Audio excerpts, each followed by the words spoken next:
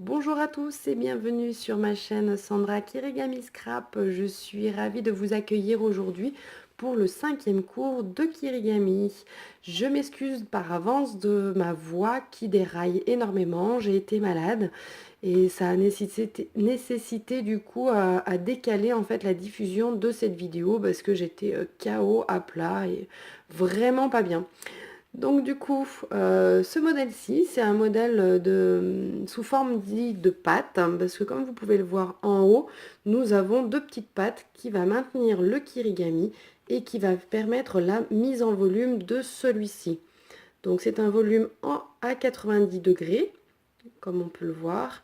Et donc ce modèle-ci, je l'ai réalisé à partir d'une image trouvée sur internet et que je monte moi-même en kirigami, hein, de manière à pouvoir vous faire les cours. Donc hop, une fois qu'on le plie, on a donc le modèle qui est parfaitement plat et qui peut facilement se glisser donc dans une enveloppe pour être envoyé ou tout simplement offert. Voilà, mais écoutez, je vous invite à me suivre dans mon atelier afin de pouvoir réaliser cette jolie petite carte. A tout de suite les amis! Dans un premier temps, il va falloir imprimer donc ce patron que vous retrouverez gratuitement sur mon blog sacartonne.over-blanc.com. Vous avez le lien qui sera directement indiqué dans la description de la vidéo de manière à tomber directement sur l'article et éviter donc de chercher sur le blog. Ce patron donc, est imprimé sur du papier 160 grammes ou 210 grammes de manière à avoir donc une tenue optimale. Donc ce modèle-ci, donc c'est un modèle à pattes parce que nous avons les pattes là. Donc c'est un modèle quand même qui est un peu différent de ce que nous avons pu voir jusqu'à présent. Par rapport aux découpes, comme pour les autres, on va commencer toujours des découpes les plus fines, les plus petites ou les plus délicates en allant vers les découpes les plus grosses et les moins minutieuses. Donc sur ce modèle-ci, il faudra commencer par découper donc les inscriptions ici, I love you, donc réalisées à l'envers, normal, puisque une fois qu'on aura fait la découpe, on mettra en volume en retournant la création de manière à avoir une image 3D vers l'avant et ça masquera en fait tous les traits. Donc on commence par les inscriptions I love you. Ensuite, j'ai continué en faisant les découpes au niveau des bouches, parce que du coup, il y a quand même pas mal de petites précisions. J'ai continué avec les découpes du bas, et après, j'ai terminé en faisant les découpes les plus massives ici. C'est des gros volumes, donc il y a des petites courbes assez fines, et donc du coup, ça ne demande pas trop de... c'est pas trop compliqué. Une fois que vous avez fait toutes les petites découpes intérieures, je me suis attaquée à faire la découpe extérieure du modèle avec les petites pattes de manière à pouvoir la mettre en volume. Une fois que j'ai terminé ça, donc normalement vous n'avez plus de découpe à faire à l'intérieur de votre modèle, j'ai découpé donc l'encadrement de la carte de manière à pouvoir la désolidariser de la feuille même. Donc une fois toutes les découpes faites, on obtient ceci. Donc une fois que vous avez fait ceci, vous marquez bien les plis. Vous pouvez les marquer à l'aide de votre règle pour les parties droites et de votre plioir. Si vous n'avez pas de plioir, vous pouvez utiliser un vieux stylo à billes dont la mine, il n'y a plus d'encre dedans. Ça fera exactement le même rôle. Donc testez déjà un petit peu avant pour vérifier que ça ne déchire pas le papier et d'éviter d'abîmer votre création. Vous venez appliquer et appuyer de manière avec une certaine pression. Donc on marque les plis là, on fait pareil ici et du coup on met en volume. Donc on met en volume sur la partie donc, du côté où il n'y a pas les traits de la création. On commence par faire les traits du haut. Voilà, il faut bien sortir le modèle. Et après on s'attaque sur les parties du bas. Alors si vous voulez, vous pouvez vous aider de votre règle en la passant derrière la création. Et en venant faire la pliure vers l'avant. Alors ne forcez pas trop parce que du coup ça doit être progressif. Ici pareil, vous pouvez mettre sur le bas, sur la ligne, et venir remonter en marquant le pli soit avec l'ongle, soit directement avec le plioir. Et en tenant bien la règle, bien entendu. Alors là, j'ai la petite colombe qui est bloquée. Voilà.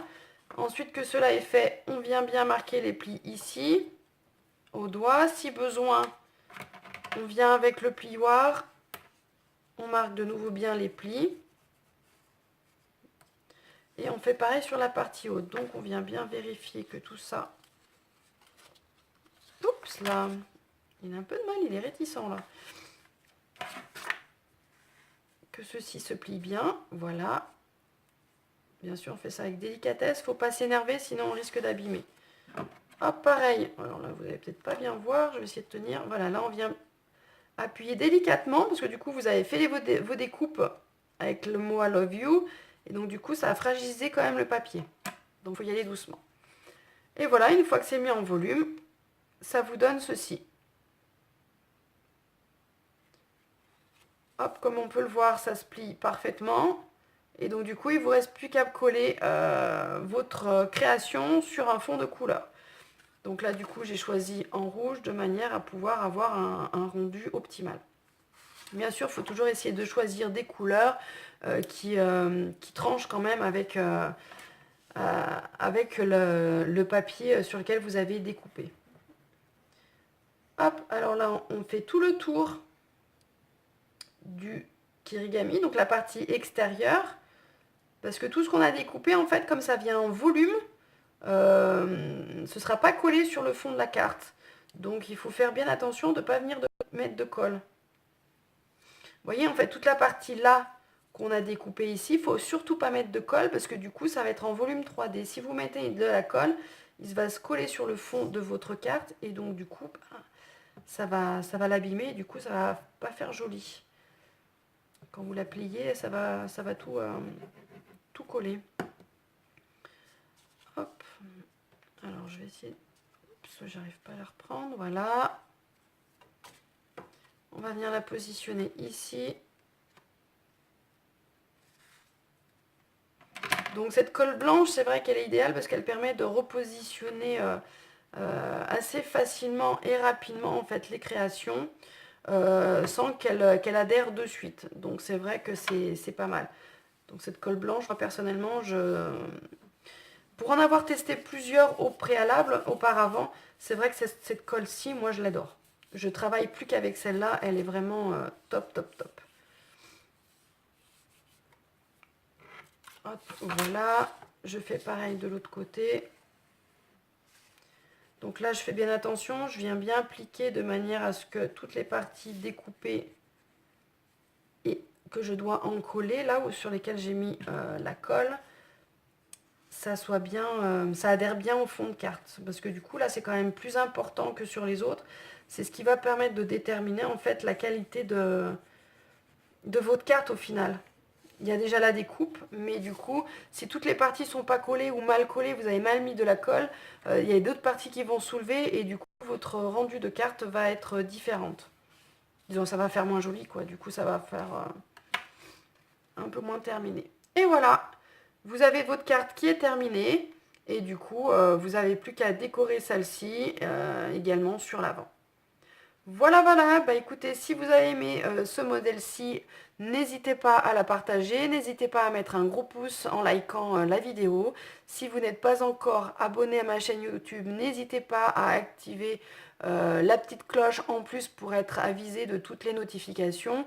Et si jamais vous êtes intéressé par des choses que j'ai dit dans la vidéo, vous avez toutes les informations en lien dans la description de celle-ci. Eh bien écoutez, je vous dis à très bientôt pour une prochaine vidéo. Ciao, bye bye!